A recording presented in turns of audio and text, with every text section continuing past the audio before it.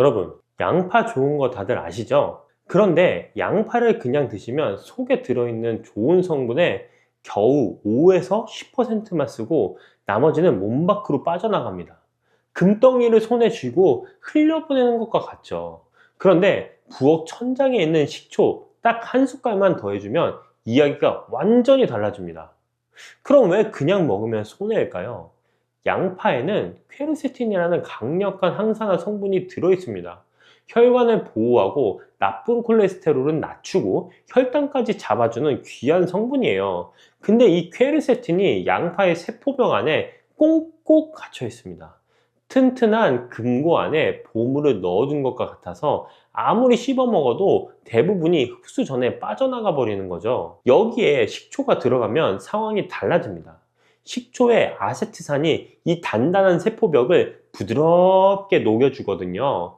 이 금고문이 열리면서 퀘르세틴이 쏟아져 나오고 식초의 산성 환경이 이 성분을 위산에서도 보호해줘서 장까지 무사하게 도달하게 됩니다. 같은 양파라도 식초와 함께 드시느냐 안 드시냐에 따라 우리 몸이 얻는 혜택이 하늘과 땅 차이인 셈입니다. 그런데 이게 왜 중요할까요? 50대 중년이 넘어가면 혈관이 소리 없이 막히기 시작합니다.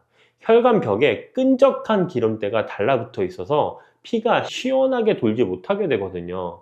이게 진행되면 손발이 차가워지고 아침에 온몸이 무겁고 손마디가 뻣뻣해서 주먹 하나 쥐는 것도 힘들어집니다. 혹시 요즘에 계단을 오르내릴 때 다리가 무겁거나 밤에 다리에 쥐가 나서 깨신 적이 있으신가요? 이런 증상들이 바로 혈관이 보내는 경고 신호입니다. 나이 탓이라고 단순하게 넘기시면 5년 뒤가 정말 걱정이 됩니다. 자, 통계청 자료에 보면 65세 이상 어르신의 가장 큰 사망 원인이 암이 아니라 심장병이나 뇌졸중 같은 심뇌혈관 질환입니다.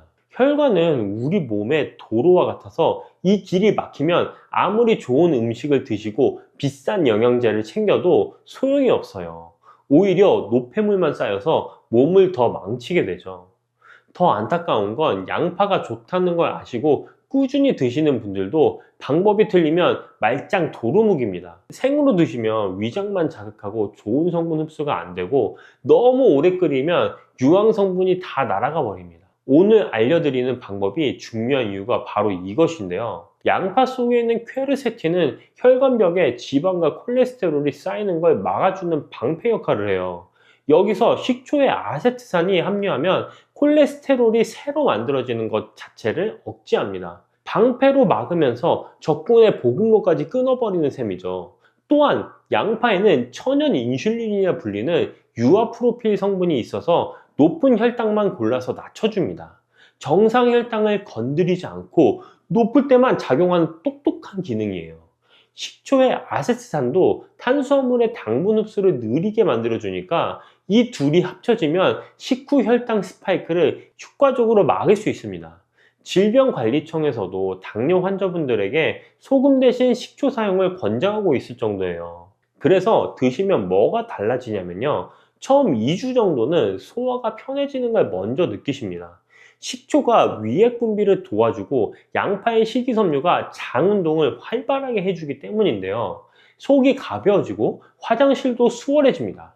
한 달쯤 지나면 손끝, 발끝에 온기가 싹 돌기 시작하고 3개월을 넘기면 건강검진 수치에 눈에 보이는 차이가 나타납니다. 혈압이 안정되고 염증 수치가 떨어지면서 아침이 한결 가뿐해져요. 미국에 있는 사우스 캐롤라이나 의과대학에서 50세 이상 여성을 대상으로 연구한 결과 양파를 꾸준히 드신 분들은 골밀도가 훨씬 좋았고 골반 골절 위험이 20% 이상이 낮았습니다.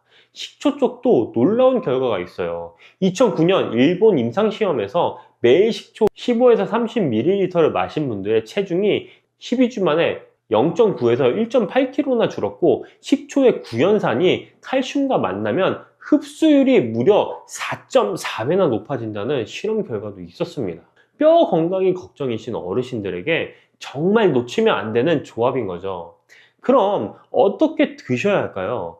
가장 간단하면서도 강력한 방법, 특급 레시피, 양파 식초 절임부터 알려드리겠습니다. 양파를 얇게 써세요. 딱 15에서 20분만 공기에 노출시켜 주시고요. 양파 속 효소가 공기와 반응하면서 유익한 성분이 극대화가 됩니다. 그 다음 유리병에 양파를 꾹꾹 눌러 담고 천연 발효 식초를 부어주시면 됩니다. 마트에서 흔히 파는 주정 식초가 아니라 라벨에 천연 발효라고 적힌 양조 식초를 쓰셔야 합니다. 기호에 따라서 통후추 한 줌과 양배추도 양파와 동일량을 넣어 두셔도 좋고요. 이틀만 냉장 보관하면 바로 드실 수 있습니다. 두 번째는 양파 껍질물입니다. 양파 껍질에는 속살보다 퀘르세틴이 60에서 80배나 더 많이 들어있어요. 이걸 버리시면 알맹이는 버리고 껍질만 챙기는 겁니다. 껍질을 씻어서 말린 다음에 물에 넣고 15에서 20분 끓여주시면 되는데, 여기에 무나 미나리를 넣으시면 혈관을 뚫어주는 힘이 더 좋아지고 다시마를 넣으면 맛도 깊어집니다. 이 물에 간장과 식초를 살짝 더하시면 흡수율이 최대 120%까지 올라갑니다. 자, 세 번째로 같이 먹으면 효과가 배가 되는 황금궁합 음식을 꼭 알아두세요. 고등어나 꽁치 같은 등 푸는 생선과 함께 드시면 오메가3와 퀘르세틴이 만나서 혈전을 녹이고 혈관을 넓혀주는 효과가 극대화될 겁니다. 전문가들이 꼽는 황금궁합 1위예요. 돼지고기나 소고기를 드실 때 양파를 곁들이면 알리신이 비타민 B1 흡수를 끌어올려서 피로 해소에 아주 좋고요. 토마토와 함께 드시면 라이코펜과 퀘르세틴이 합쳐져서 심혈관 보호 효과가 2배로 올라갑니다. 특히 된장과 양파 조합은 꼭 주목해야 하는데요. 된장이 발효식품이라 양파의 유효 성분 흡수도 도와주거든요. 생양파를 식초에 살짝 절여 된장을 찍어 드시면 맛도 좋고 약이 되는 최고의 반찬이 됩니다. 하루 루틴은 이렇게 잡으세요. 아침 식사 때 양파 식초 절임을 반찬으로 곁들이시면 혈당이 급격히 오르는 걸 막아줍니다. 점심과 저녁에는 양파 껍질 물을 종이컵 1컵 정도 식사 중에 미지근하게 드시면 됩니다. 양파는 하루에 중간 크기 반개, 식초는 한두 큰술이면 충분합니다. 아무리 좋은 것도 잘못 드시면 독이 될 수 있으니까 이 세 가지만 꼭 기억하세요. 자, 첫 번째는 양파든 식초든 절대 공복에 드시면 안 됩니다. 빈속에 들어가면 위 점막을 자극해서 속이 쓰릴 수 있어요. 반드시 식사 중이나 식후에 식초는 물에 충분히 희석해서 드시고, 드신 뒤에는 물로 입안을 가볍게 헹궈 주시면 치아 범량질도 보호할 수 있습니다. 자, 두 번째, 양파와 절대 같이 드시면 안 되는 음식이 있습니다. 바로 꿀과 우유예요. 꿀은 양파의 유황 화합물과 만나면 위장에 부담을 주어 속쓰림이나 복부 팽만감을 일으키고, 우유는 양파 성분이 우유 단백질과 결합하면서 소화곤란과 더부룩함을 유발할 수 있습니다.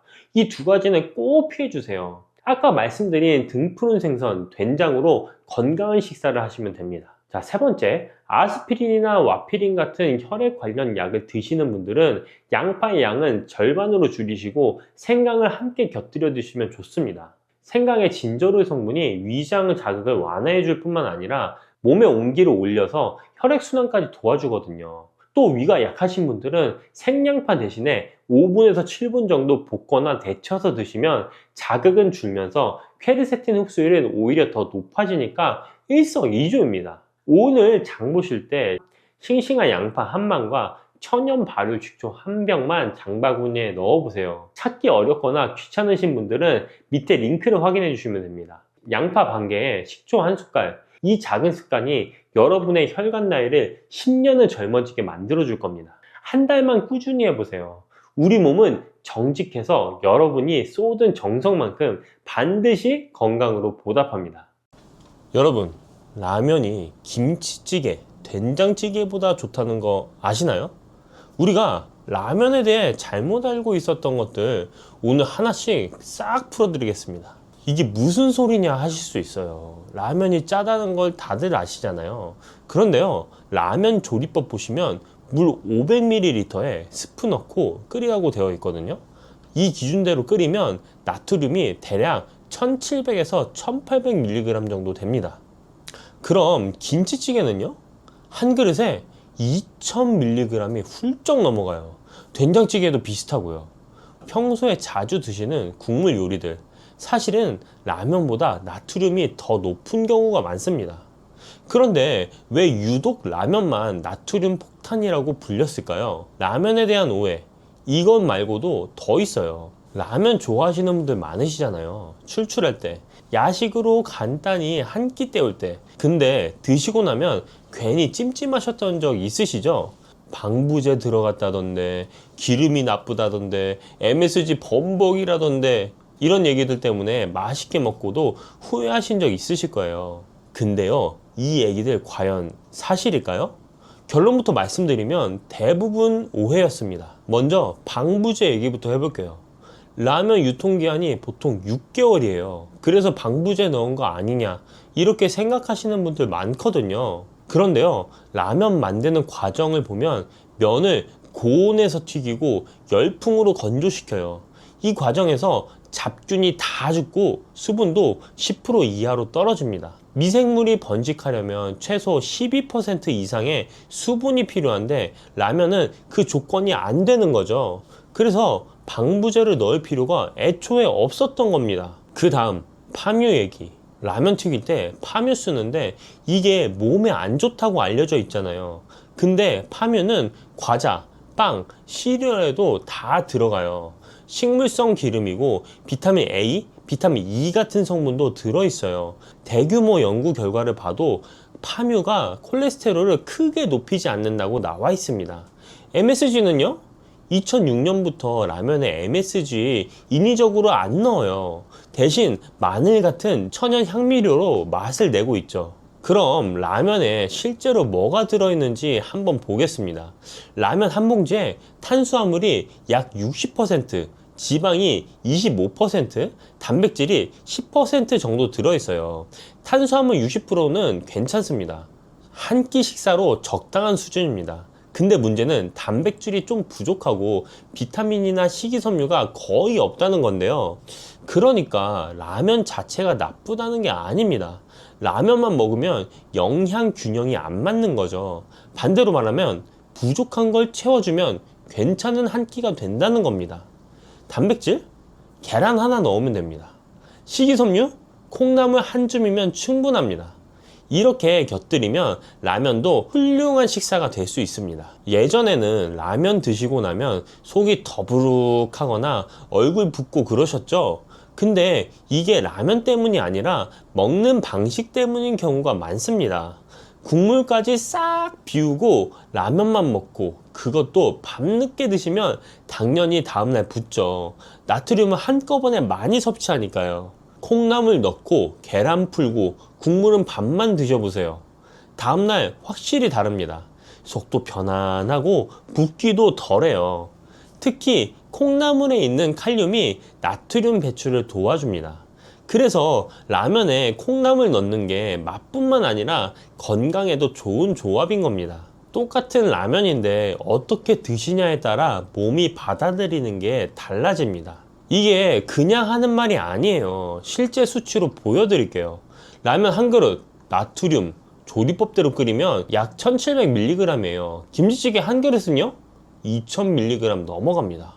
즉 우리가 자주 먹는 찌개류보다 오히려 더 낫다는 거예요. 파묘도요, 국제학술지에 실린 대규모 연구 결과를 보면 파묘 섭취 그룹이랑 다른 식용유 섭취 그룹이랑 콜레스테롤 수치 차이가 거의 없었습니다. 즉 파묘가 특별히 나쁘지 않다는 얘기예요. 방부제도요, 식품의약품 안전처 분석 자료를 보면 방부제 성분 자체가 검출되지 않습니다.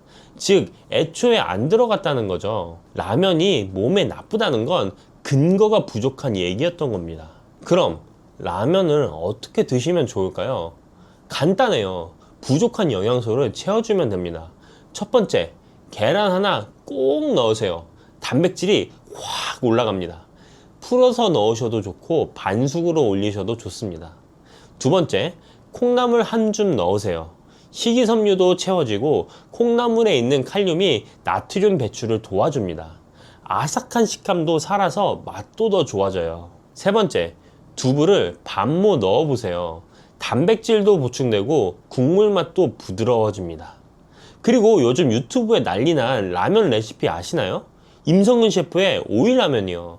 저도 먹어봤는데 진짜 맛있더라고요. 이게 맛도 맛이지만 식이섬유가 많이 들어가니까 최고의 건강 레시피더라고요. 만드는 법을 제가 알려드리겠습니다. 물을 끓으면 스프 넣고 계란과 들기름을 넣어줍니다. 여기서 단백질이 채워지죠. 면이 익으면 면만 먼저 건져서 그릇에 담아요. 불 끄고 얇게 썬 오일을 국물에 넣어서 살짝만 익혀주세요. 이렇게 하면 오이가 아삭하면서도 국물에서 시원한 향이 배입니다.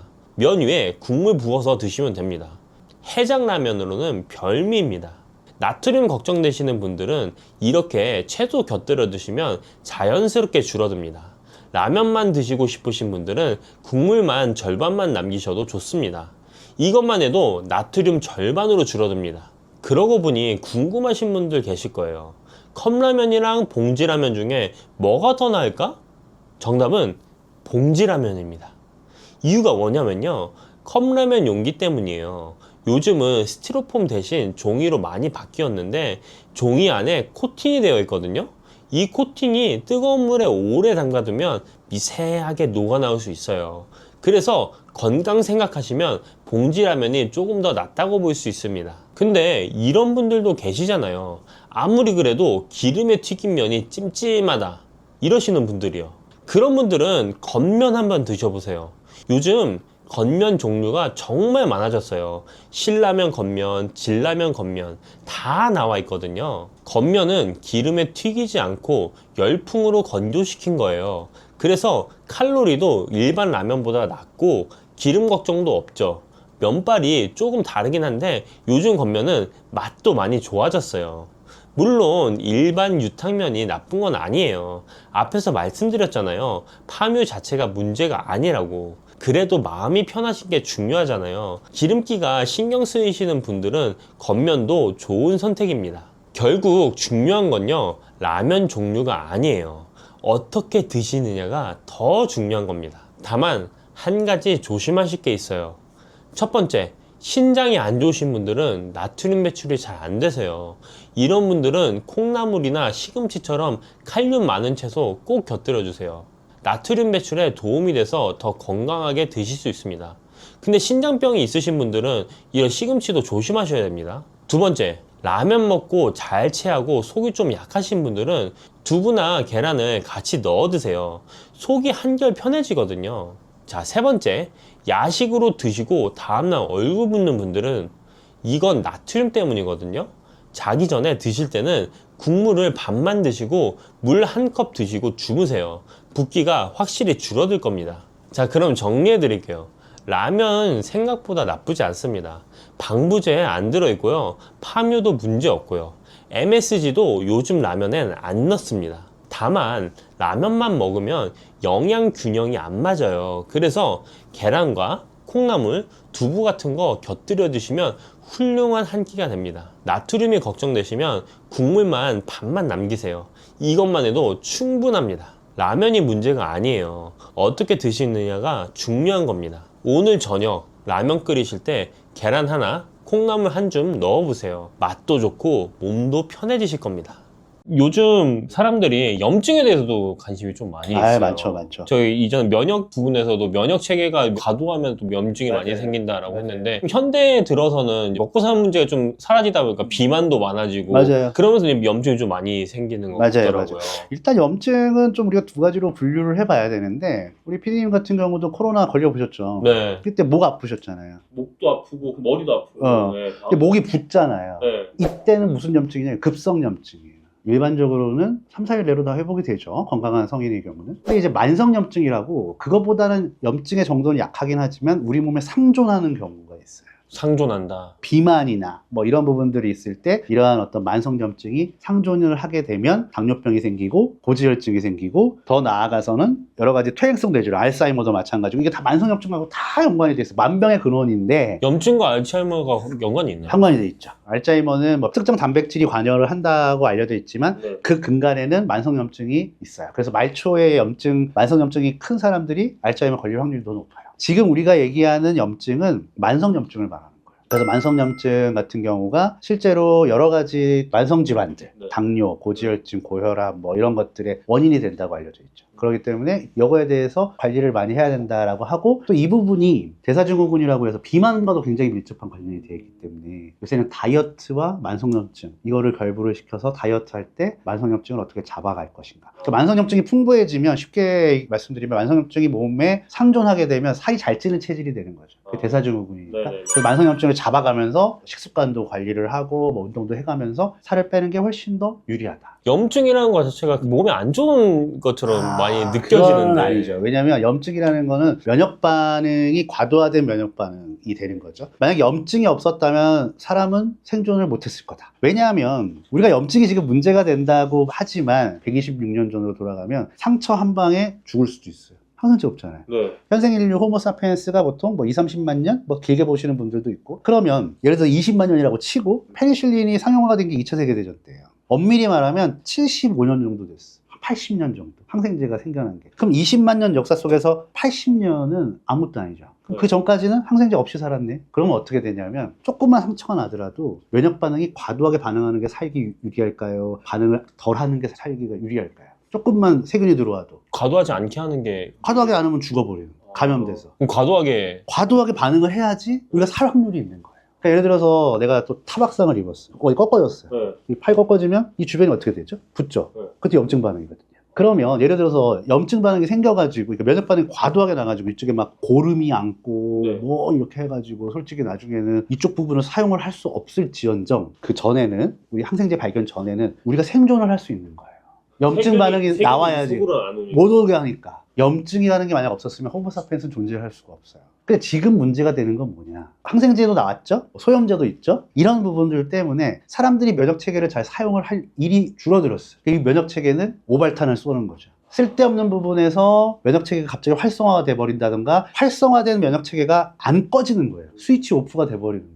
과거에는 항생제 발견 이전에는 면역체계가 과도하게 활성화가 됐을 때 생존이 훨씬 더 유리했었어요. 몸의 일부는 못 쓰더라도 우리 생명에까지는 그나마 이렇게 생존할 수 있는 부분이 있었단 말이에요. 근데 지금은 소염제 써, 항생제 써, 그러면 금방 잡히거든요. 네. 그 대신에 이런 부분들이 체내의 만성염증이나 이런 부분들에 있어서 훨씬 더 민감해진 거예요. 체내 시스템이 면역체계를 활성화할 거 아니야. 옛날엔 20만 년간 활성화가 됐던 애들인데, 우리 선조들부터 그게 이제 프로그래밍이 돼 있는데, 그럼 조금만 먹어봐도 면역체계, 특히 이제 살찐다던가 네. 장광경이 안 좋다던가 네. 이랬을 때 염증 반응이 생기고, 그 염증 반응이 체내로 유입이 되면 우리 몸에 있는 면역세포들이 뭔가 자극이 왔을 때 과도하게 활성될 수 있는 기회가 많아지는 거예요. 더 민감해지는 거예요. 조금만 톡 건드려도 턱 터지는 거죠. 그렇기 때문에 염증 반응은 우리의 생존에, 그러니까 면역체계와 굉장히 연관이 되어 있기 때문에, 면역체계가 가동이 안 되면 감염으로 죽어요. 그렇기 때문에 우리 면역체계가 가동이 돼서 활성화가 돼야지 우리가 생존을 할 수 있어요. 근데 얘네들이 이제는 제어가 안 되기 시작한 거예요. 왜? 우리한테 다른 무기들이 생겼거든. 우리는 옛날에는 얘만 갖고 싸운 거예요. 근데 지금 다른 무기들이 생겼잖아요. 네. 그러니까 이 무기가 이제는 필요 없다기보다는 약간 구식으로 쳐주는 거죠. 근데 얘는 써야 될 거예요. 얘 쏘고 싶을 거 아니에요. 네.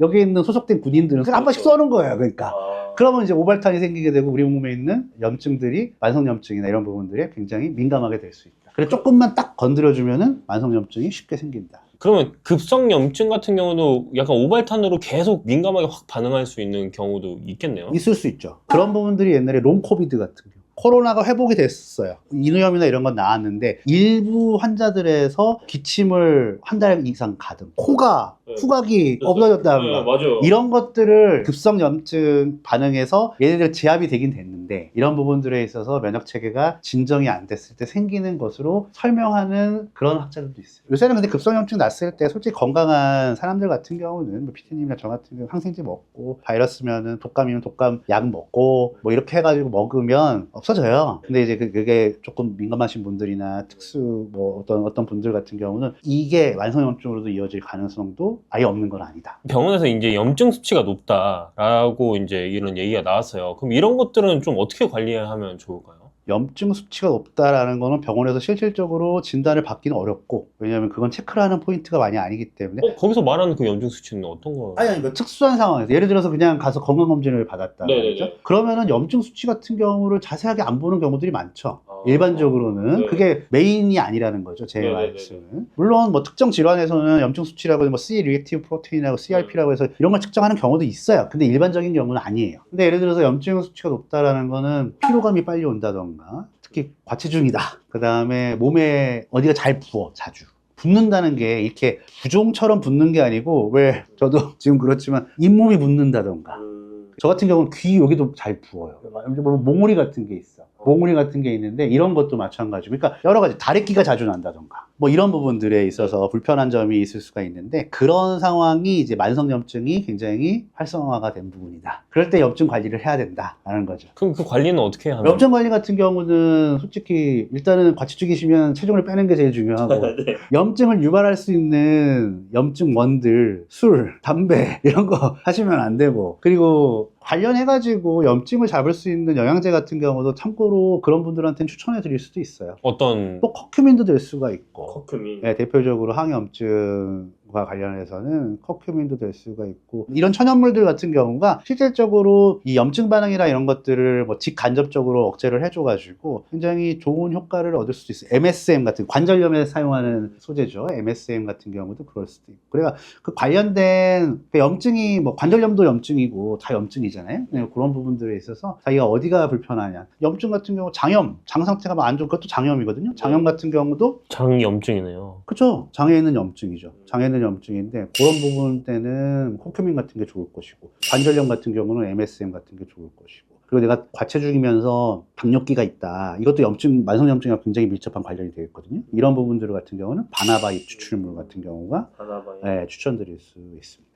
박사님은 이제 어떻게 보면 생약 쪽이시잖아요. 그렇죠. 한의학에서 알고 있는 뭐 약재나 뭐 이런 것도 좀 추천해 주실 만한 게 또 있을까요? 아까도 말씀드렸던 거 다 생약이에요. 아, MSM 그래요? 빼고는 네. 커큐민은 강황, 뿌리에 있는 거고, 네. 그다음에 바나바잎 추출물 같은 경우는 바나나가 아니고요. 바나나 아닙니다. 바나바라고 해서 우리나라에서 나지 않는 잎 추출물이 그거고, 제가 또 관심 있게 보는 삼칠이라고 하는 생약 같은 경우도 삼칠이요? 네, 삼칠삼이라고 해서 네. 뭐 우리나라에 흔하진 않습니다. 뭐 흔하진 않는데 어디에 있는 건가요? 그게 원래 재배지가 운남성이에요. 중국 운남성. 중국 운남성. 네, 우리나라에서도 그걸 재배를 시도하려고 했었는데 제주도에서 했었어요. 근데 운남성 기후가 어떠냐면, 운남성이 베트남 바로 위거든요. 네. 열대지방이죠. 굳이 말하면 네. 열대지방인데 고산지대예요. 고산지대. 그렇기 때문에 기후가 되게 애매해요. 그래서 우리나라의 제주도에 그걸 심어서 작물화 시켜보려고 했는데 다 실패했죠. 그래서 얘네들은 삼칠은 굉장히 어찌 보면은 지역 특화된 천연물이라고 할까요? 여기서밖에 안 자라요. 그렇게 해서 되게 귀하긴 귀한데, 삼칠 같은 경우가 항염증 효과가 굉장히 뛰어나죠. 그거랑 또 유사한 것들이 뭐 인삼, 홍삼이랑 친구인데, 물론 그 성분군은 조금씩 달라요. 성분이 다른다기보다는, 예를 들어서 삼칠에는 A라는 성분이랑 B라는 성분이 있는데, A라는 성분이 삼칠에도 A, B가 있고 인삼에도 A, B가 있어요. 네. 근데 삼칠에는 B가 1%도 안 들어가 있어요. 근데 인삼에는 B가 30% 들어가 있어요. 이게 다당체인데 어찌됐든 요렇게, 그러니까 친구인데 들어가 있는 건 똑같아. 들어가 있는 건 똑같은데 그 종류로 따졌을 때 함량이 달라요. A란 거는 진세노사이드인데, A란 거는 삼칠에서는 7에서 15% 정도 들어가 있고, 인삼에서는 3에서 7% 정도 들어가 있어요. 그러면 이런 거는 식물로 먹는다기보다는 제품으로 먹는 게 제품으로 먹어야죠. 생으로 어떻게 먹어요? 예를 들어 얘를 뭐 이렇게 갈아서 이렇게 먹는다든지. 보통은 제품으로 나와 있어요. 아, 삼칠은 우리나라에서 구하지 못해요. 엄청 비싸겠네요. 비싼 축에 속하죠. 싼 거는 뭐 여주 같은 것도 좋아요. 여주 같은 경우도 이제 여주. 항당뇨, 당뇨에 좋긴 하지만 대부분의 생약은 정도의 차이가 있을 뿐이지 항염증 효과는 갖고 있어요. 정도의 차이일 뿐이지. 그 중에서 뛰어난 애들 같은 경우가 몇 개가 있는 거고, 그 중에서 유명한 게 커큐민. 커큐민 같은 경우는 강황의 주성분이에요. 네. 커리의 주황색 색소를 보시면 되고. 그 생강이랑 약간 유사하지 않나요, 걔가? 생긴 건 비슷하고 생강과긴 해요. 생강과긴 한데 성분은 완전히 달라요. 다르고, 생강도 항염증 효과가 굉장히 뛰어나죠. 그렇죠. 뭐 그런 것들은, 천연물들은 거의 이제 갖고는 있지만 그 정도의 차이가 있다. 지금 말씀드린 뭐 삼칠, 커큐민, 콜세틴이라고 해서 네. 양파 껍질에 많이 들어가 있는. 퀘르세틴. 퀘르세틴. 네. 그게 양파 껍질에 많이 들어가 있는. 양파 껍질 같은 거 왜 깨끗하게 해가지고 뭐 다려 먹어 이런 말 하시잖아요. 네네네. 그것도 일리가 있는 말이고, 콜세틴 같은 경우도 항염증 효과로 연구가 굉장히 많이 되어 있어요. 근데 얘네들은 솔직히 말씀드리면은 제품 구하기가 힘들어요. 그래도 그나마 구할 수 있는 것들은 뭐 프로폴리스 같은 것도 좋고, 프로폴리스는 꿀에 나는 거 아닌가요? 벌이 만드는 시멘트 정도로 보시면 돼요. 아. 벌집을 만들 때 있어서 그 겉에 벌이 바르는 거죠. 그러면은 꿀에 나는 성분이라기보다 그 벌집에서 나는 성분. 벌집에 의해서 나는 성분이죠. 시멘트에 시멘트. 쉽게 말하면 노얄 젤리는 여왕벌이 먹는 밥, 꿀은 일반 벌들이 먹는 밥, 프로폴리스는 시멘트. 왜냐면 항균 작용이 엄청 강하고, 네. 항염증 작용이 있으면 항균 작용도 강한 경우가 많아요. 네. 항균 작용 막으니까 자기네들 이렇게 마감제로 이렇게 하면은 외부에서 균이 침범을 못하는 거예요. 그 여왕을 보호하기 딱 좋은. 여왕보다 자기네들 다 보호하는 거예요. 자기들도. 애벌레도 보호를 해야 되고. 그래서 그 벌꿀에서 나오는 것들에 대해서도 노얄젤리, 뭐 일반 꿀, 프로폴리스 이런 것들 있죠. 프로폴리스도 플라보노이드라고 하는 성분이 많이 들어가 있어요. 쉽게 말하면 컬스틴 친구들. 프로폴리스 제품은 약국에서 쉽게 구할 수 있어요. 특히 이쪽 호흡기계 염증을 잡아주는데 굉장히 좋습니다. 만성염증에는 괜찮나요? 프로폴리스가? 그렇죠. 근데 이제 어디로 쏠리느냐가 조금씩 달라요. 커큐민 같은 경우는 관절이나 장, 바나바 잎 추출물 같은 경우도 쉽게 구하실 수 있는데 요거 같은 경우는 간 쪽에 많이 작용을 하고, 간 쪽에 많이 작용을 하고, 삼칠은 혈액 쪽으로 많이 작용을 하고. 삼칠은 엄청 중요. 엄청 중요하죠. 그리고 프로폴리스는 이쪽에 작용을 하고. 이게 약간씩 그 성분의 차이에 따라서, 함유된 성분의 차이에 따라서 어느 부분에 많이 가느냐. 예를 들어서 이 펜을 먹었단 말이에요. 피디님이 먹었어. 이 펜이 예를 들어서 얼굴로만 간단 말이에요. 그럼 배 속에 염증을 잡을 수 있어요? 못 잡죠. 못 잡잖아요. 그러니까 똑같은 거예요. 얘가 아무리 좋아도 안 가면 그만이지. 근데 어떤 애는 예를 들어서 이거를 만약에 먹으면 얘는 장에만 머물러 있다가 대변으로 나온단 말이에요. 그럼 장에 염증을 잡는 게 좋겠네. 그죠? 이렇게 보시면 돼요. 그러니까 그 안에 성분들이 어디로 가느냐. 이걸 한방적인 용어로는 귀경이라고 하는데 이게 그런 거예요. 그러니까 천연물 안에 항염증 효과를 갖고 있는 성분들은 있어. 근데 걔네들이 어디로 가냐 말이죠. 관절로 많이 가고 관절에 좋겠네. 그죠? MSM 같은 경우는 커큐민 같은 경우 관절에 좋고 그런 거죠. 어디로 가고 어디로 작용하고 이런 게 배합이 중요한 건가요? 아니면 거기에 또 뭔가 시스템이 따로? 시스템이라기보다는 예를 들어서 플라보노이드다 그러면은 플라보노이드의 지용성, 수용성 정도에 따라서 어디로 많이 가는가가 결정이 돼요. 그게 가장 큰 원리예요.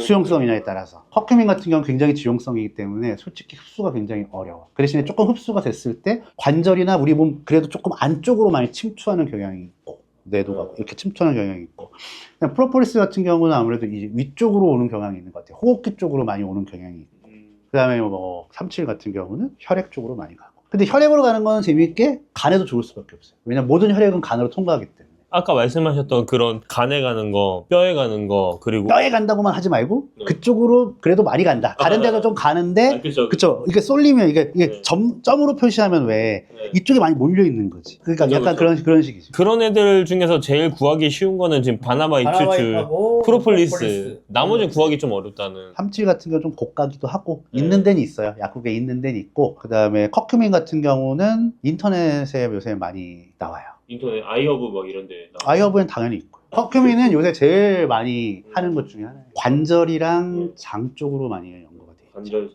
어떤 특수한 커큐민은, 특수하다는 건 제형적으로 어떤 가공을 한번 하면 뇌로도 많이 가요. 지용성이 엄청 큰 것들은 체내로 들어오기도 힘든데 체내로 들어왔을 때 나가기도 힘들어요. 아무래도 좀 깊은 곳으로 가는 경향이 있는 것 같아요. 이거는 뭐 제가 몇 년간 이렇게 보면서 여러 가지 데이터를 봤을 때 그런 경향성이 있다는 거지. 상대적으로 수용성이 강한 애들은 빨리 빠져나가는 거. 들어와도 빨리 빠져나가. 그럼 뇌에 좀 뭔가 이렇게 할 수 있는 그런 약품 같은 거 지용성인 경우가 훨씬 많다. 지용성이거나 그 분자 구조가 작은 게 훨씬 더 유리해요. 혈액 뇌관물을 통과하기 위해서 기본적으로 갖고 있어야 하는 좋은 성질이 기름에 잘 녹는 성질, 그러니까 등치가 작을 것, 분자의 등치가 작을 것. 마지막으로 이제 염증에 관심이 있으신 분들한테 한마디 해주시면 너무 좋을 것 같습니다. 염증이라는 게 만병의, 옛날에는 인류 생존에 도움을 줬지만 지금은 이제 시대가 바뀌어서 환경이 바뀌었기 때문에 만병의 원인이 됩니다. 염증을 잡기 위해서는 가장 중요한 거는 체중이에요, 체중. 제가 생각했을 때. 그 관리를 잘 해주시고, 본인이 어떤 특정 부위에 어찌 보면 불편감이나 염증이나 이런 부분들 많이 생겼을 때는 여기 댓글 남겨주셔도 되고, 적절한 천연물 같은 경우를 이용해서 잘 대비하면 될 것이다. 근데 너무 방치해 주시면 안 돼요.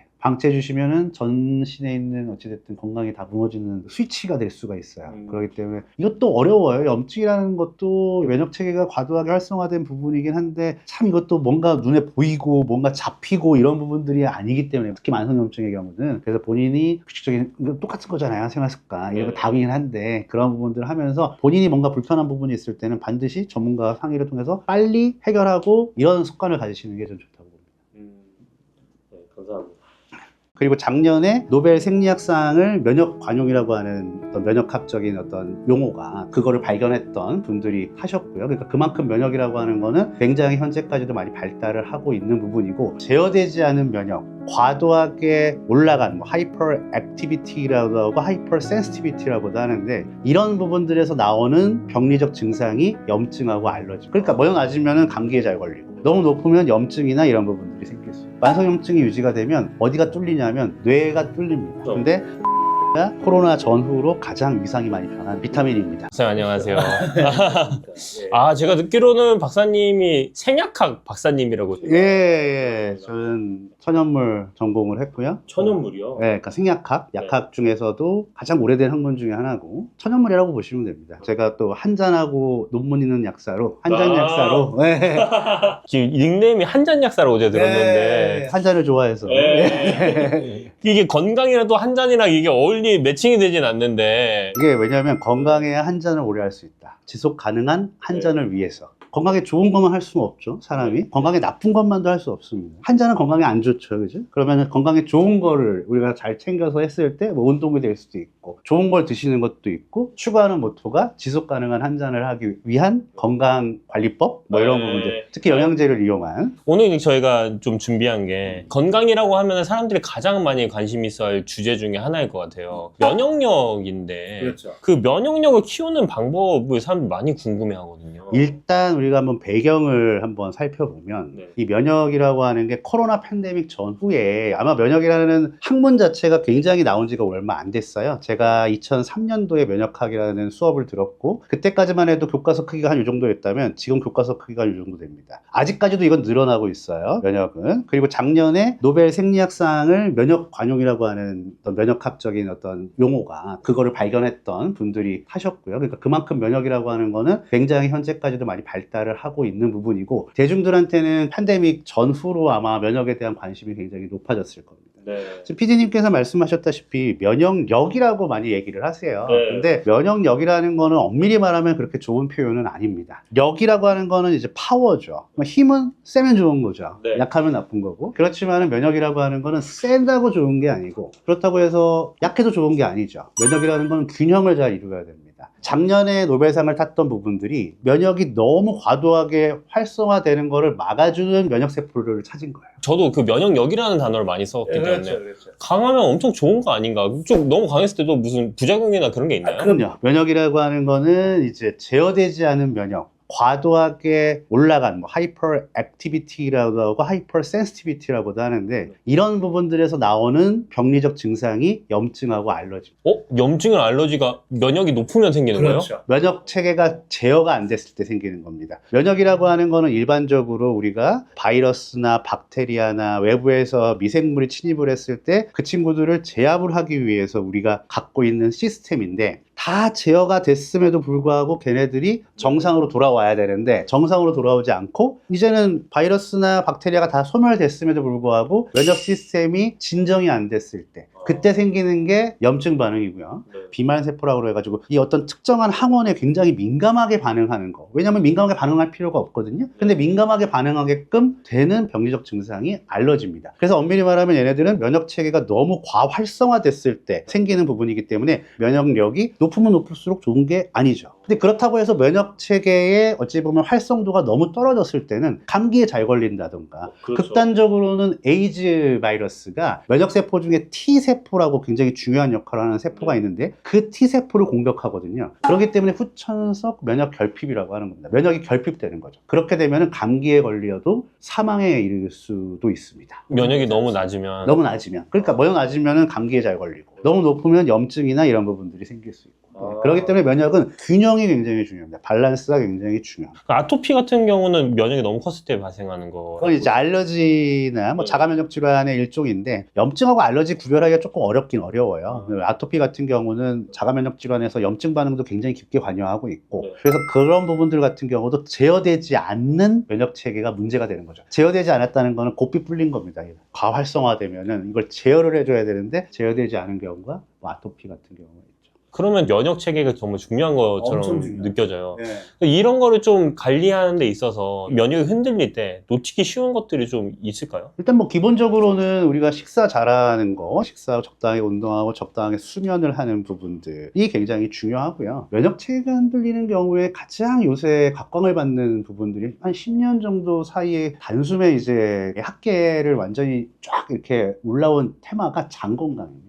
장은 현재는 소화기관, 어떤 음식물을 섭취를 해서 그걸 영양분을 장에서 흡수를 하는 소화기관으로만 평가가 됐었는데 네. 현재는 면역기관으로도 평가를 하고 있습니다. 장 주변에 면역세포들이 한 70%를 포진을 하고 있습니다. 아, 그래요? 그렇죠. 특히 어린아이들 같은 경우는 장 건강이 제대로 유지가 돼야지 면역세포들이 적정하게 훈련을 받고 면역 성장이 자연스럽게 이루어지면서 면역체계가 성숙화되는 거거든요. 그렇기 때문에 아이들 같은 경우 장 건강이 안 좋아지면 아토피가 생길 수도 있고 이런 부분들이 생길 수 있습니다. 비단 아이들의 문제뿐만이 아니라 어른들 같은 경우도 장 건강을 제대로 관리를 안 했을 때 면역체계는 쉽게 흔들릴 수 있습니다. 면역체계가 조금 이상하다 싶었을 때 가장 주목해 봐야 될 부분은 장 건강. 제가 듣기로는 장 건강이 요즘 그 알츠하이머랑 관련이 있다라는 얘기도 좀 들어봤어요. 그게 이제 장례축이라고 해서 장에서 염증 반응이나 이런 것들이 제어가 되지 않으면 장 틈이 헐거워지고 그러다 보면 독소나 유해균이 체내로 침투를 하게 되고 그럼 걔네들이 우리 몸에 만성염증을 유지를 하고 만성염증이 유지가 되면 어디가 뚫리냐면 뇌가 뚫립니다. 아, 그래요? 예, 뇌는 굉장히 중요한 기관이기 때문에 혈액-뇌 장벽이라고 해서 blood-brain barrier라고 해서 아무나 못 들어가게 이렇게 뭐가 장벽이 있는 게 아니고 뇌혈관으로 들어가는 그 혈관 밖에 있는 부분이 다른 부분에 비해서 굉장히 촘촘하게 이루어져 있습니다. 근데 걔네들이 어디서 벌어질 수 있냐면 염증에서 벌어질 수 있어요.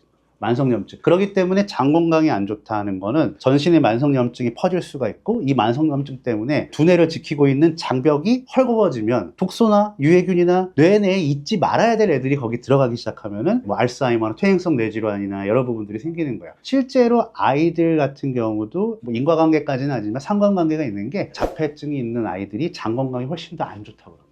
그 장이 정말 중요하네요. 정말 중요합니다. 지금 장 건강과 관련된 논문은 지금 뭐 1년에 뭐 수천 편씩 나오고 있습니다. 그래서 현재까지도 장 건강과 관련해서는 관련 학계의 가장 메인 테마 중에 하나입니다. 이거는 좀 약간 번외적인 얘기일 수도 있는데 저희가 이제 임신을 하면은 그 태아가 있잖아요. 그렇죠. 태아도 이제 장기가 생기는 그 시점이 있을 그렇죠. 텐데 그렇죠. 그러면은 산모가 무엇을 먹느냐에 따라서 태아의 전반적인 장기의 건강이 달라질 수도 있다는 얘기도. 아니, 그러니까 무엇을 먹느냐도 중요하지만 그때는 아이들이 엄마가 먹은 음식을 입으로 먹질 않아요. 혈액으로 네. 이제 들어가죠. 그때까지는 뭐 현재 많은 얘기가 되고 있습니다. 뭐 양수를 이렇게 애들이 장기가 다 일단은 10주 정도 되면은 다 형성이 돼요. 뭐 그때까지는 엄마 몸 안에 있는 영양소들이 적절하게 준비가 되어 있어야 되겠죠. 피를 만들려면 철분이 있어야 되고 두뇌 건강이 되려면 뭐 오메가3나 뭐 엽산이나 이런 부분들이 충분해야 되고 이런 부분들에 의해서 장기가 일단 다 형성이 됩니다. 그럼 이제 뭐 20주, 이제 30주 넘어가기 시작하면 태아가 그 안에서 양수도 먹고 네. 그래가지고 과거에는 태아 수준에서는 장내 미생물이 형성이 안 되는 거 아니야? 그랬지만 현재는 그런 거라기보다는 그 태아 수준에서부터 그 양수를 통해서 미생물을 섭취를 하고 태변 같은 경우도 있을 수 있고요. 네. 그래서 그 증거 중에 하나가 자연분만한 애들은 엄마의 질내에 있는 유익균을 먹으면서 나오기 때문에 그게 장 건강의 근간이 된다라는 부분이 있고 그리고 그렇다면 제왕절개를 하면은 그럼 없겠네? 근데 그게 아니에요. 제왕절개를 하더라도 태아 안에는 자연분만한 것만큼은 아니지만 그래도 그 안에도 미생물이 이식이 되어 있습니다. 그리고 또 하나 흥미로운 부분은 엄마가 배가 이렇게 부르잖아요. 얘가 태아가 있으면서 배가 불렀을 때 이 부분에 있어서 엄마의 위장 중에 장, 이 부분이 약간 헐거워지면서 그 안에 있는 뭐 유익균이든 그 안에 있는 세균들 중에는 좋은 균도 있고 나쁜 균도 있습니다. 네. 그게 모유로 이전이 돼요. 애가 태어난 다음에 초기 뭐 몇 개월, 뭐 3개월 이때 모유수유를 하는 게 중요하다. 뭐 이런 보고도 되어 있습니다. 좀 장 건강은 진짜 신기한. 장 건강은 아직까지도 굉장히 많은 부분이 이게 밝혀지고 있습니다. 그럼 앞으로도 더 많이 밝혀질 수도 그럼요. 있다는. 그럼요. 지금 마이크로바이옴이라고 하는 게 장내 세균 총이에요. 장내 세균, 그러니까 세균이라고 하는 거는 나쁘다, 좋다가 아니에요. 세균이라고 하는 거는 유익균도 있을 수 있고 유해균도 있을 수 있고 보통 저는 이렇게 설명합니다. 장내의 마이크로바이옴을 보면 10% 정도는 유익균이고 10% 정도는 유해균이에요. 그럼 나머지 80%는 뭐냐? 상황에 따라서 일로 갈 수도 있고 일로 갈 수도 있어요. 우리 몸의 세포보다 더 많은 수의 세균들이 우리 장 속에 있다고 보통 평가를 하고 있습니다. 그래서 이 부분을 갖고 현재 의약품 개발에 굉장히 노력을 많이 하고 있습니다. 동물한테도 이제 장에 미생물이 있잖아요. 맞습니다. 걔네들이 근육도 만들고 막 하는데 그런 게 또 연구가 돼서 또 이렇게 인체에도 이렇게 같이 될 수 있는 가능성도 있나요? 이거는 종간에 관련돼서는 아직까지 조금 이게 조심스러운. 시간이- 그렇죠. 아직 아실지 모르겠지만 이종간 장기 이식이라고 해서 돼지의 장기를 사람한테 뭐 심장 같은 경우 실제로 그런 부분들이 연구가 많이 되고 있어요. 요거는 아직도 조금 조심스러운. 뭐 조심스럽다기보다는 성공률이 굉장히 많이 떨어진다. 그리고 마이크로바이옴 마이크로바이옴이라고 해서 장내 세균총이 사람과 다 다를 수밖에 없어요. 저는 그것도 예전에 이제 강의도 하고 이렇게 했었는데, 보통 유산균 하면은 덴마크 유산균을 많이 꼽습니다. 그쵸. 북유럽. 네. 우리만큼 마늘을 많이 먹을까요? 덴마크 사람들이? 김치 먹나요? 안 아니죠. 네. 마이크로바이옴이 다 다릅니다. 그렇기 때문에 이런 부분들도 다 고려를 원래는 해야 돼요. 뭐 장 관련해서는 나중에 뭐 따로 한번 테마를 해서 설명을 드릴 기회가 있으면 좋을 것 같고, 너무 네. 시간이 많이 되니까. 그리고 장 관련해서도 장 건강을 도울 수 있는 여러 소재들에 대해서도 요새 많이 관심을 갖고 있습니다. 유산균이 답이 아니다. 이런 부분들도 나중에 한번 또 얘기를 하면 좋을 것 같아요. 너무 재밌습니다. 그러니까 장 건강에도 유산균이 답이 아니다. 답이 아니다. 그럼 제가 이제 여기서 아까 이제 면역이 흔들리게 하는 그런 사람들의 요소 중에 하나가 이제 장이라고 장 하셔서 건강. 네. 또 다른 게 또 있을까요? 있죠. 또 하나 또 대표적이게 들 수가 있는 게 비타민 D입니다. 비타민 D. 네. 비타민 D랑 장이랑 다른. 그거는 좀 결이 달라요. 사람들은 비타민 D 하면은 뼈 건강을 많이 보실 거예요. 그쵸. 근데 비타민 D가 코로나 전후로 가장 위상이 많이 변한 비타민입니다. 왜냐하면 면역 관련된 연구가 많이 되어 있기 때문에. 비타민 D가 그 태양 받았을 때. 맞아요. 첫 번째는 이 연구 결과에 따르면 비타민 D가 혈중 농도가 적으면 적을수록 코로나의 중증도가 훨씬 더 높아졌다는, 처음에는 상관관계로 나왔는데 상관관계보다 더 인과관계라고, 원인 결과가 나오는 게 훨씬 더 강한 관계거든요. 그래서 이제는 인과관계로 다 밝혀졌고, 특히 현대인들 같은 경우는 밖에서 햇빛 볼 시간이 없잖아요. 특히 실내 생활 많이 하고, 여성분들 같은 경우, 요새 남성분들도 마찬가지고 선크림 바르잖아요. 네. 그 선크림 바르면 비타민 D 합성 죽어들 수가 없거든요. 많이 떨어지거든요. 실제로 대한민국 국민의 7, 80% 정도가 비타민 D가 부족하다. 그러니까 비타민 D 관련해서도 굉장히 연구가 많이 됐고, 실제로 많이 먹어야 되는 비타민이다. 그렇기 때문에 면역에도 좋은데, 면역이라고 하는 거, 면역 체계에 좋은 소재들은 어떤 측면이 있냐면 양면성이 있습니다. 너무 올라가는 것도 막아주고 너무 떨어지는 것도 막아줘요. 비타민 D가 딱 그런 역할을 합니다. 아, 그럼 앞에 중재자 역할을 해주는. 그렇죠. 주변에 들리는 소문을 좀 말씀을 드리면, 비타민 D나 비타민제 같은 경우는 이런 얘기도 있어요. 먹는 걸로는 흡수가 안 된다. 뭐 그런 얘기가 있었는데. 그거는 너무 식품에 있는 비타민이나 네. 영양제 비타민이나 영양제 비타민을 거짓말로 네. 그 함량을 속이지 않는다면 네. 똑같습니다. 거의 유사합니다. 그러니까 패턴이나 이런 부분들을 걱정 안 하셔도 되고, 영양제로 먹어도 네. 특별히, 왜냐하면 임상시험을 했던 것들 있잖아요. 네. 비타민 D에 대한 임상시험, 네. 뭐 마그네슘에 대한 임상시험, 이거 다 식품으로 한 게 아닙니다. 그거 알약으로 먹어야 될 거 아니에요. 왜냐하면 똑같은 약을 먹어야 되기 때문에. 네네. 그죠? 근데 거기에 다 결과가 나와 있단 말이에요. 오메가3에 대한 임상시험, 이런 부분들이 굉장히 많은 연구가 되어 있는데, 얘네들은 다 식품에서 흡수한 게 아니고, 물론 그런 경우는 있어요. 식품마다 예를 들어서 비타민 D의 인덱스, 비타민 D가 그람당 얼마가 들어가 있다, 네. 이런 걸 통해서 후향적 연구, 좀 더 적극적으로 임상 테스트를 했을 경우에는 반드시 똑같은 양을 복용을 해야 되기 때문에, 그럴 때는 반드시 영양제로 복용을 하고 효능을 평가합니다. 그렇기 때문에 영양제로 복용을 하시더라도 그게 영양제에 그 적힌 그 양이 정확하게 들어가 있다면, 근데 그거는 우리나라 같은 경우는 건강기능식품이나 일반 의약품이나 이러한 규제나 관리의 어떤 세기가 미국이나 유럽보다 훨씬 더 셉니다. 좋다는 뜻이죠. 좋긴 하지만 굉장히 보수적이에요. 새로운 소재를 잘 안 받아들여. 기존에 있는 소재들만 계속 하긴 하는데, 어찌됐든 그런 것들은 건강기능식품이나 일반 의약품이라고 딱 마크가 들어가 있는 것들은 믿고 드셔도 됩니다. 그러면 장 건강, 비타민 D 또 뭐가 또 있을까요? 면역 체계 같은 경우는 일단은 그 정도가 가장 대표적인 거예요. 네. 그래서 저는 아이들 영양제를 추천해 달라고 하면은 딱 그 두 개만 말씀드립니다. 비타민 D랑 장 장 건강. 건강. 장 건강이 어떤 게 있을까요? 그러니까 장 건강은 이제 뭐 유산균도 있을 수 있고, 프리바이오틱스가 될 수도 있고, 사균체, 죽은 균체인 포스트바이오틱스가 될 수 있고, 굉장히 여러 가지가 있거든요. 근데 사람들은 유산균밖에 모른단 말이죠. 네. 이 유산균이 답이 아니라고 하는 거는, 장 건강을 유지하기 위해서는 장내 세균총이 우리한테 유리하게끔 만들어주면 돼요. 우리랑 친해지게끔 만들어주면 돼요. 이런 방법은 여러 가지가 있다. 일단은 이 유산균이라고 하는 거는 프로바이오틱스인데, 엄밀히 말하면 모든 유산균은 유산균이 아니에요. 유산균은 유산을 생성하는 균인데, 비피도박테리움 거기 속에 속한 애들은 원래는 유산을 만들지 못하거든요. 네. 그러니까 쉽게 말씀드리면은 그냥 유익균이라고 보시면 돼요. 우리 유익균을 도와주는 균들이라고 보시면 그게 돼요. 포스트바이오틱스. 그게 프로바이오틱스. 그게 유산균.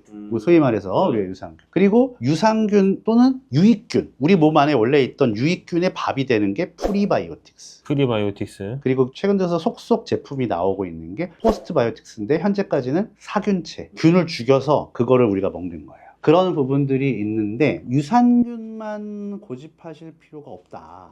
생각해보시면 유산균을 한 번 먹고 장에 정착을 한다고 하면 하루에 하나씩 먹을 필요가 없죠. 걔네들은 들어왔다 바로 빠져나간다는 소리네요. 그죠? 그러니까 걔네들도 일시적인 역할을 할 뿐이에요. 아, 그래요? 그렇죠. 왜냐면 하루에 한 번씩 먹잖아요. 유산균도. 그러니까 걔네들도 그냥 일시적으로 환경을 도와주는 거죠. 그러니까 프리바이오틱스 같은 경우는 유익균, 우리 장내 미생물 중에서 유익균의 밥이 되는 건데 특히 어린아이들 같은 경우는 술을 먹는 것도 아니고 매운 거를 먹는 것도 아니고 그렇기 때문에 유산균을 굳이 복용해서 나쁠 건 없지만 저는 그래서 프리바이오틱스를 많이 추천드려요. 프리바이오틱스. 왜냐면은 장내가 원래부터 건강한 아이들이나 아니면 그런 성인분들 같은 경우는 프로바이오틱스는 드셔도 되고 안 드셔도 상관없다고 보는데 프리바이오틱스만 드셔줘도 장내에 있는 유익균의 번식을 도와주기 때문에 유익균이 더 많이 잘 자랄 수 있게끔 해주기 때문에 그것만 먹어도 충분하다. 포스바이오틱스는 현재 많이 연구가 되고 있는 사균체, 균이 죽은 사람으로 말하면 시체 정도로 될 수 있겠네요. 그러면은 그 사균체의 세포 막이나 세포 내 구조물들이나 이런 부분들이 유익균의 성장에 굉장히 도움을 준다고 합니다. 그것도 어떻게 보면 밥이네요, 걔네들. 밥이라기보다는 이건 환경을 좋게 해주는 거지. 약간의 어찌 보면은 저는 그렇게 표현하는데 유산균은 지원군을 그때그때 조금씩 보내주는 거예요.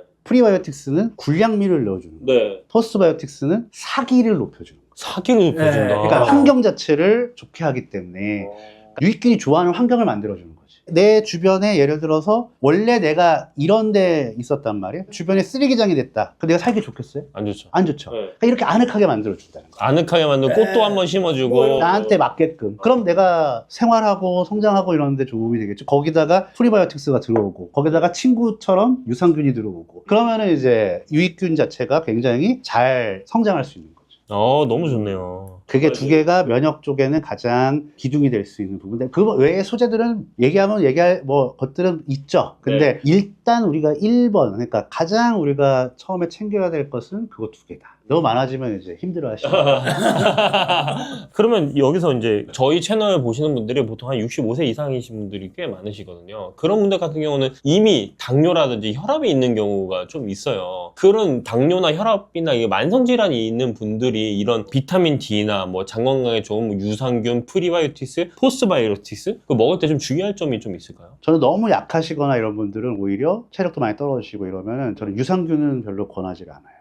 이유가 있나요? 유산균은 어차피 살아있는 균이 있고 우리랑 계약을 맺은 균이에요. 공생관계, 공생. 나도 걔네한테 밥을 주잖아요. 우리가 음식을 먹으면 밥을 주잖아요. 그죠? 공생관계인데 이건 극단적인 상황입니다. 일반적인 상황은 절대 아니에요. 근데 얘네들이 우리를 배신할 수 있어요. 우리가 몸이 굉장히 약하고 면역체계가 굉장히 많이 흔들리고 굉장히 많이 떨어졌을 때 면역체계가 굉장히 많이 처져 있을 때 그런 경우가 보고된 경우가 있어요. 유산균인데 우리를 공격해요. 그래서 어르신들 같은 경우는 이제 말하자면 65세 이상의 약이랑은 상관없어요. 장 건강하고 비타민 D랑 이런 고혈압이랑 당뇨, 고지혈증 약은 전혀 상관없고 저는 개인적으로는 유산균은 1번으로 추천드리지 않을 것 같아요. 그리고 그런 65세 이상 분들 같은 경우는 면역 체계를 유지하는 데 가장 중요한 것 중에 하나가 단백질입니다. 단백질이요? 단백질 같은 경우가 실제로 면역세포들도 다 단백질이거든요. 근데 뭐 그런 걸 떠나서 단백질 중에 뭐 대표적인 아미노산이 뭐 글리신이라고도 하고 글라이신이라고도 합니다. 가장 단순한 아미노산인데 이 아미노산이 염증 반응을 굉장히 낮춰주는 역할을 해줘요. 과거에 코로나19 시기에 사이토카인 스톰이라고 해서 사이토카인 폭풍이라고 해서 소위 말해서 극단적인 염증 반응입니다. 그 증상으로 많은 분들이 돌아가셨어요. 근데 대부분 다 고령자예요. 왜? 저는 노화의 의미를 뭐라고 생각하냐면 수분이 빠지고 단백질이 빠진다고 봅니다.